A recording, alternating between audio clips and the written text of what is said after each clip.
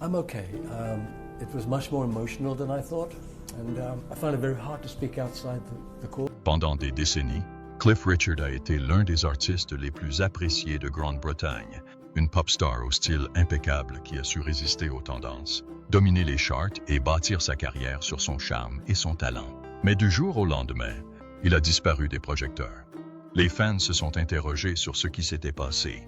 La vérité derrière sa disparition est bien plus douloureuse qu'on ne l'imaginait. De la trahison médiatique aux années de suspicion publique, voici l'histoire méconnue de la façon dont Cliff Richard a été relégué dans l'ombre. Était-ce une chute ou une injustice plus profonde? Rejoignez-nous pour explorer la véritable raison de la disparition de Cliff Richard. De Lucknow à la légende de la pop, avant de devenir une icône de la musique britannique, Cliff Richard n'était qu'un garçon timide nommé Harry Webb, né sous la chaleur et le chaos de l'Inde de 1945. Son enfance n'a pas commencé à Londres ou à Liverpool, comme beaucoup de ses pairs, mais dans la ville animée de Lucknow, loin des projecteurs.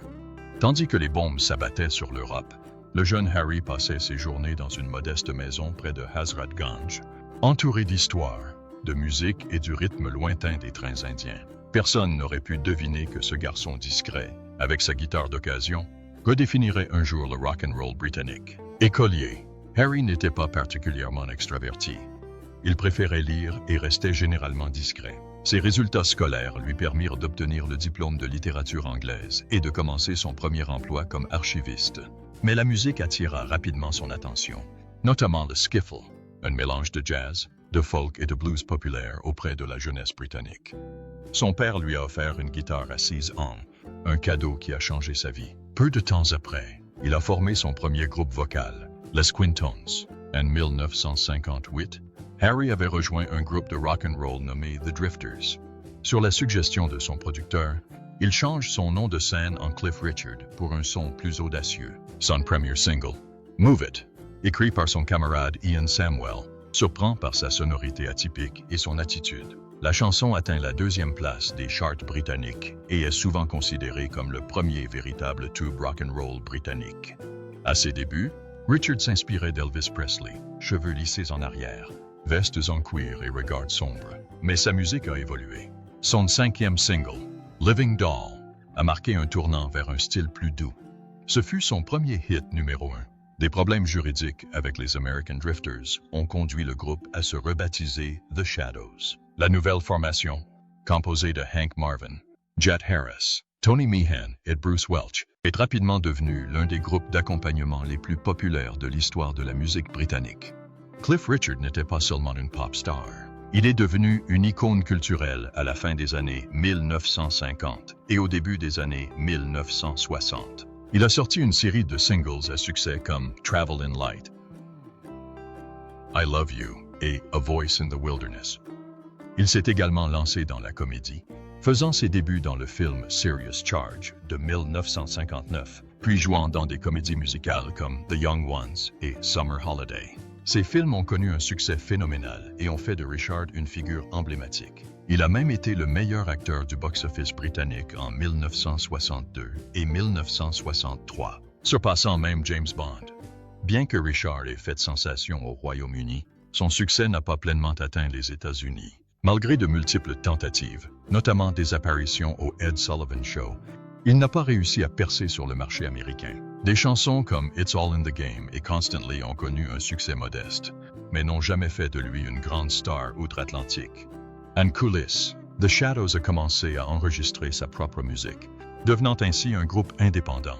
Richard, quant à lui, a diversifié son style. Il a enregistré des ballades, exploré la country et même collaboré avec des producteurs de Nashville. Des chansons comme The Minute You're Gone ont démontré sa capacité à s'adapter aux tendances musicales changeantes. Bien que le groupe ait changé de membres au fil des ans, ils sont restés de fidèles collaborateurs. Et nombre de ses plus grands succès continuent de présenter leur travail. Au milieu des années 1960, Richard avait consolidé sa place dans la pop britannique. Il n'était pas seulement une idole des adolescents, c'était un artiste invétéré, avec un catalogue de tubes en constante expansion. Il a réussi à rester pertinent, même lorsque les goûts musicaux ont radicalement changé. Sa production constante et sa capacité à se réinventer l'ont maintenu sous les projecteurs bien après ses débuts. Mais alors que les années 60 s'enflammaient et que la scène musicale devenait plus forte et plus audacieuse, comment Cliff Richard allait-il se forger une place qui lui appartienne véritablement, par le changement et la conviction? Dans une décennie où la pop britannique explosait de sons révolutionnaires, Cliff Richard s'est distingué par sa capacité à évoluer. Tandis que les Beatles réécrivaient les règles de la célébrité, Cliff s'engageait dans une transformation plus personnelle, qui allait mettre à l'épreuve son identité d'interprète et changer son héritage. Son parcours à travers les courants musicaux changeants, l'éveil spirituel et la renommée mondiale témoignent d'une histoire de résilience, de réinvention et de foi inébranlable. Au milieu des années 1960, le monde de la musique était en pleine mutation. Cliff avait autrefois été l'équivalent britannique d'Elvis, mais l'arrivée des Beatles et l'essor du Mersey Beat ont détourné l'attention. Bien qu'il ne soit plus en tête des charts à chaque sortie, il est resté une présence constante. Ses singles continuèrent de faire des vagues au Royaume-Uni, et il enregistra quelques succès aux États-Unis, dont It's All in the Game. Mais l'Amérique ne l'accepta jamais pleinement comme participant à l'invasion britannique. En coulisses, un changement plus profond s'opérait. En 1964, Cliff embrassa le christianisme, une décision qui influença tous les aspects de sa vie. Bien qu'élevé dans la religion anglicane, il n'avait jamais pratiqué sa foi sérieusement jusque-là. Sa conversion fut si profonde qu'il envisagea d'abord de quitter définitivement l'industrie musicale, estimant qu'il ne parvenait pas à concilier ses valeurs spirituelles avec sa personnalité scénique. Il envisageait de devenir enseignant. Ses amis l'encourageaient à rester, convaincu que sa carrière pouvait servir un objectif plus noble. Et Cliff l'a écouté. Au lieu d'abandonner, il a réorienté sa carrière, se produisant avec des groupes chrétiens, enregistrant des chansons influencées par le gospel et participant à des événements d'évangélisation. Il n'a cependant pas abandonné ses racines pop. Malgré l'ombre qui l'entourait, il parvint à concilier foi et célébrité, devenant une figure rare capable de chanter l'amour et la perte un jour et de se produire sur une scène religieuse le lendemain. En 1965, On My Word marqua la fin de sa série sans précédent de 23 tubes consécutifs dans le top 10 britannique. Mais Cliff continua d'avancer. En 1967, The Day I Met Marie atteint la Dix et place au Royaume-Uni et devient un succès en Australie. La même année, il joue dans To a Penny, un film centré sur la drogue, le doute et la renaissance spirituelle, reflétant la transformation de sa vie. En 1968, Cliff montait sur la scène de l'Eurovision avec Congratulations.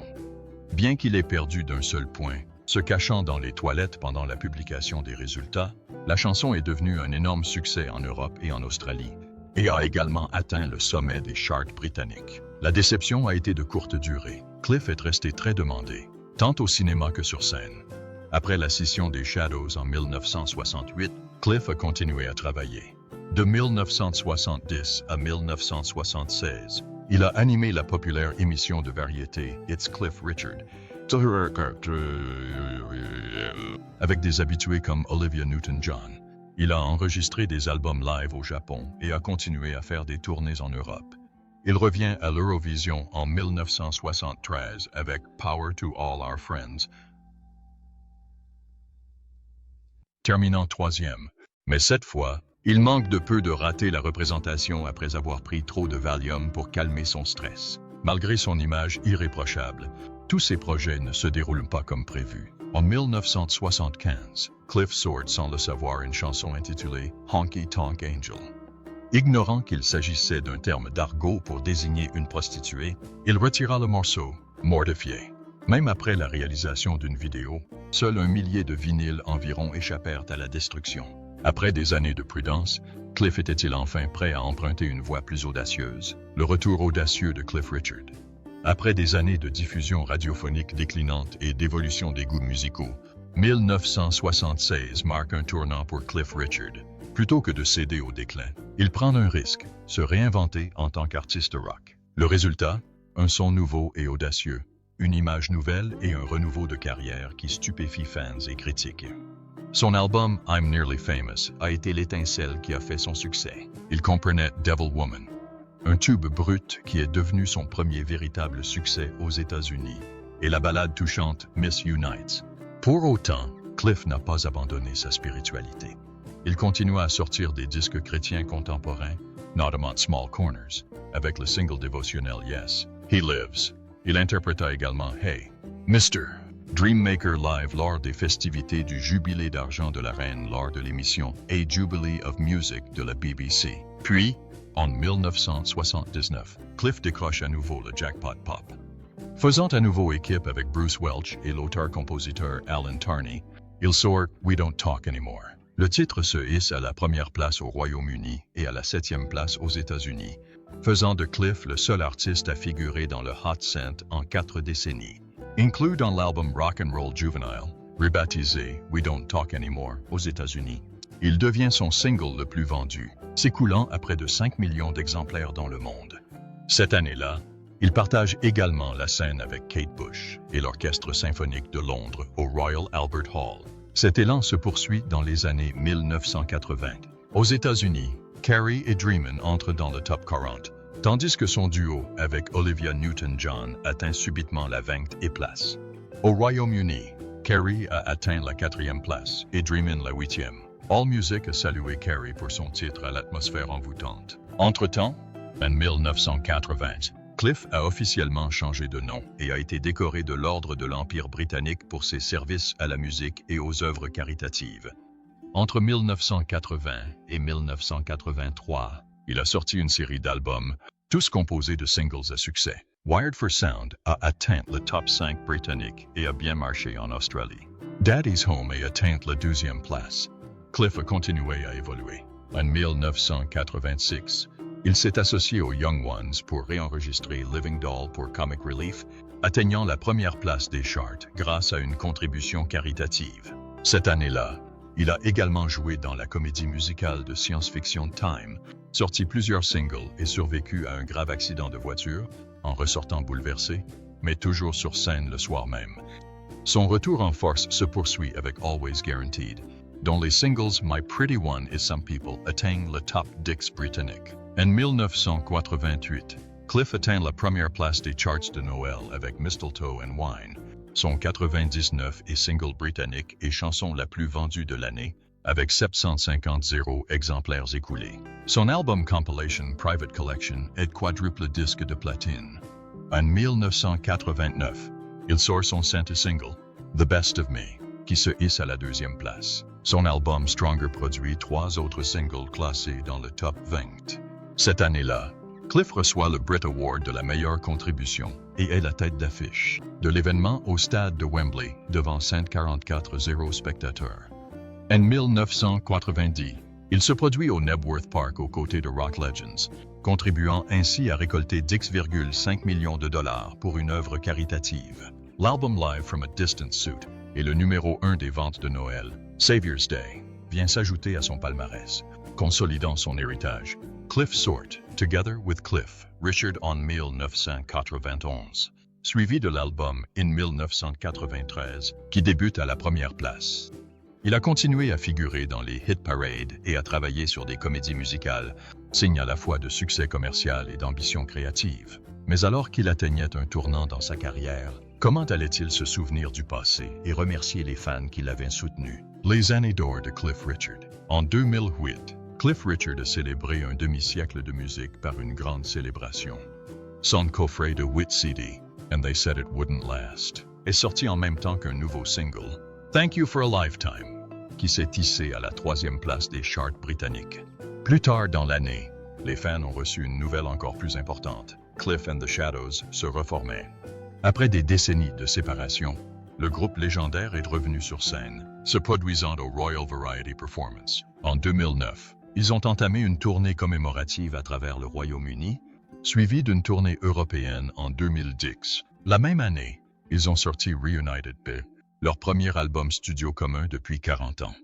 L'album comprenait 25 réenregistrements de leurs tubes classiques et 3 chansons de leurs débuts inédites. L'album a débuté à la 6e place au Royaume-Uni et a culminé à la 4e place. Le retour du groupe a été un succès auprès des fans de longue date et d'une nouvelle génération découvrant leur musique. En 2009, Cliff s'est également rendu à Nashville pour enregistrer un album d'inspiration jazz.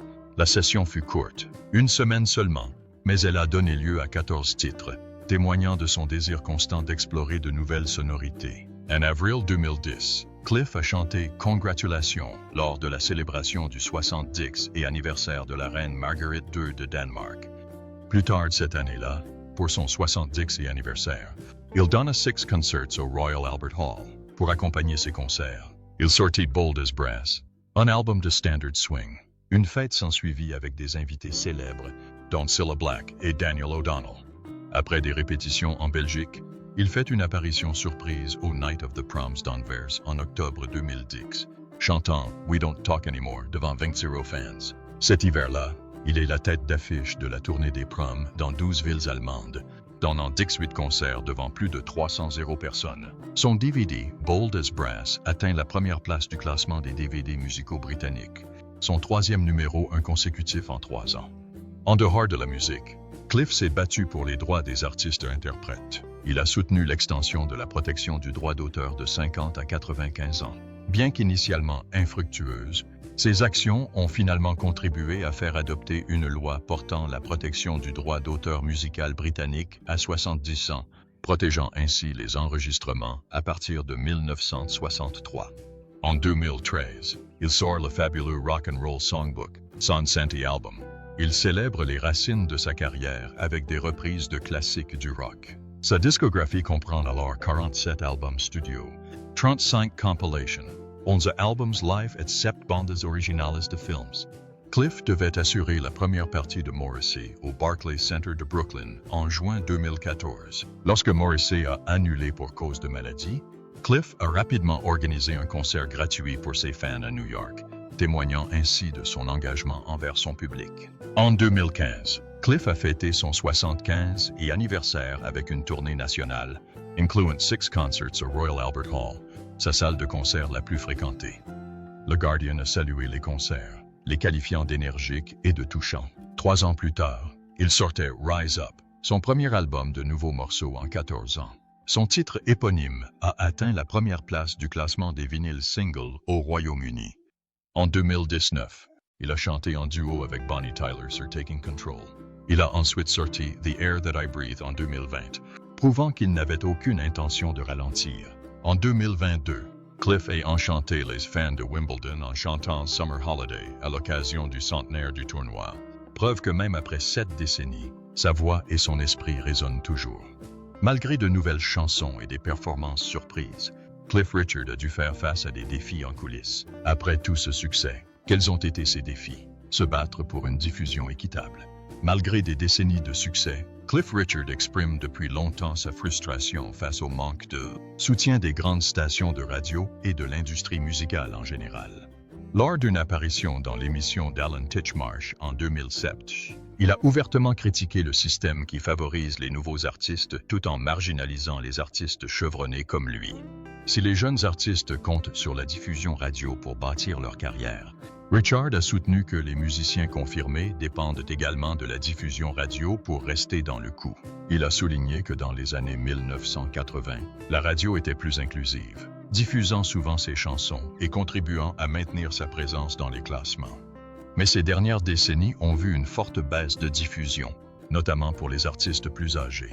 Dans le documentaire Cliff Take Another Look, diffusé sur BBC Radio 2, il a souligné que de nombreuses rétrospectives sur l'histoire de la musique britannique l'excluaient souvent, Louis et les Shadows, malgré leur impact. Ce manque de reconnaissance ne concerne pas seulement la diffusion.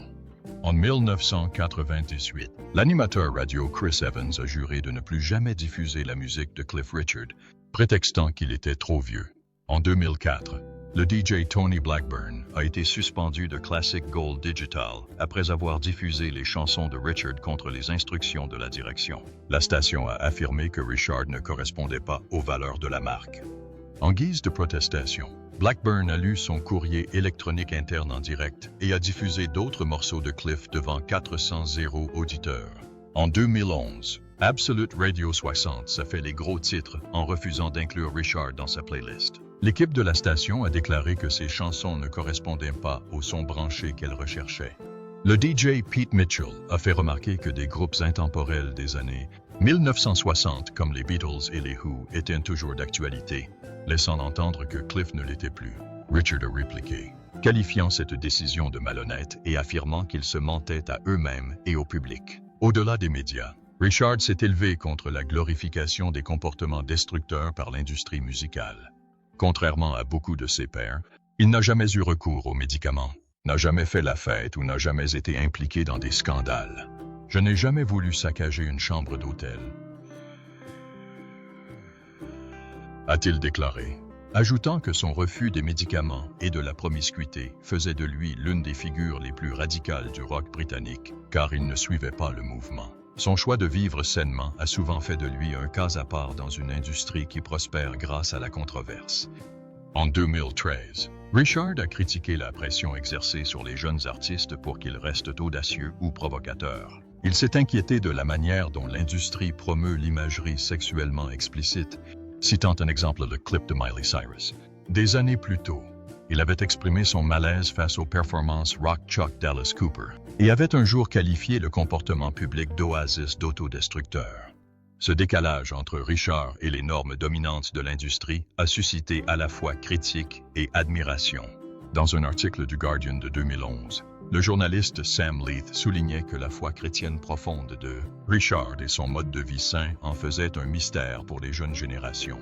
Un autre journaliste du Guardian, John Robb, affirmait que le refus de Richard de se conformer, sa rébellion contre la rébellion, faisait de lui une véritable figure de la contre-culture.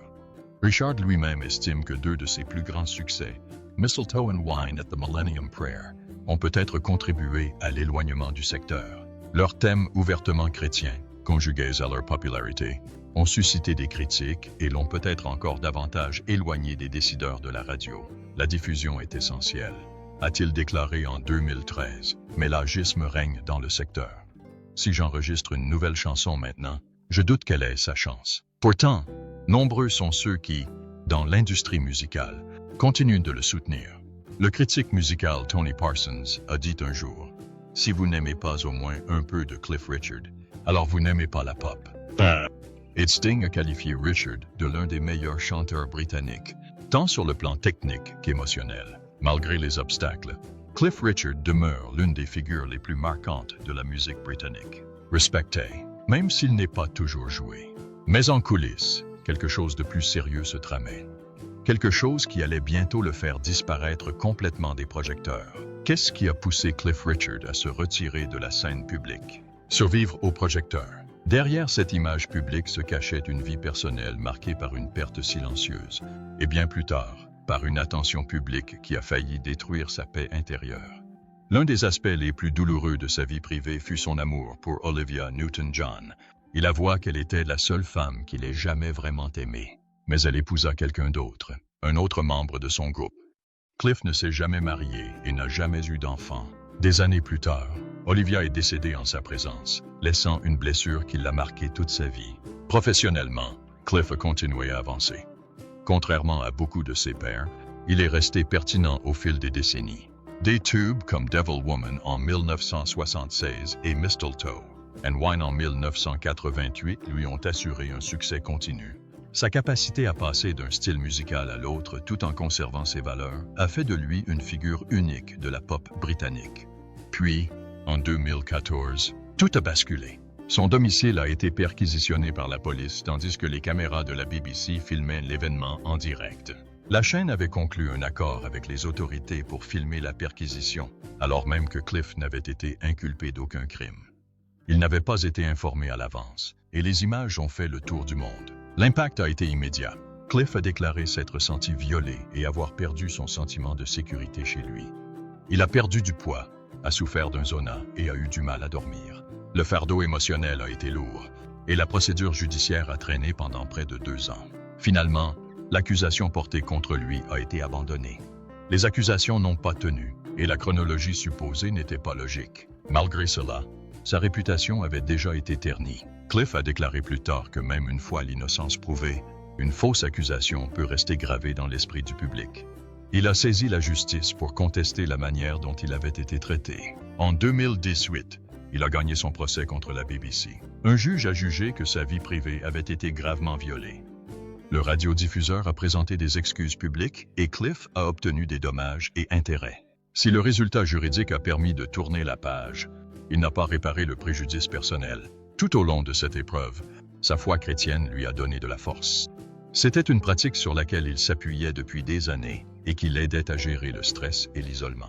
Aujourd'hui, Cliff Richard reste actif dans la musique. Il continue de se produire sur scène et d'enregistrer, tout en maîtrisant davantage son emploi du temps et ses apparitions publiques. On ne se souvient plus seulement de lui pour ses succès dans les charts. Il est également reconnu pour avoir défendu ses droits et remis en question le traitement réservé aux personnalités publiques par les médias. Après tout ce qu'il a traversé, comment Cliff Richard a-t-il réussi à tenir aussi longtemps? Partagez votre avis dans les commentaires. N'oubliez pas d'aimer, de partager et de vous abonner pour en savoir plus. Cliquez également sur la prochaine vidéo qui s'affiche à l'écran. Vous allez l'adorer.